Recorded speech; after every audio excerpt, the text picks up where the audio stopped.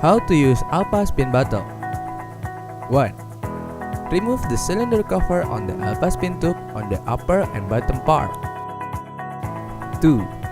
Insert Alpha Spin on the tube part of the Alpha Spin on the top position. 3. Hold the Alpha Spin position using cylinder cover. Then rotate the cylinder cover to the left in order to lock the position. Note: the Alpha Spin position do not let Alpha Spin place in uneven position until make the cylinder cover curve. 4. Repeat with bottom position of the Alpha Spin tube. 5. Make sure the position of the Alpha Spins correct and lock perfectly. 6. Position the bottom part of the bottle body with Alpha Spin tube, spin it to the right to tighten. 7.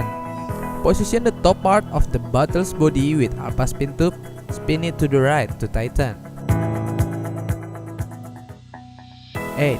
Tighten to the part of the bottle to the right and the bottom part of the bottle to the left at the same time, and make sure both parts of the bottle's body perfectly locks the Alpha Spin tube and rubber seal. 9.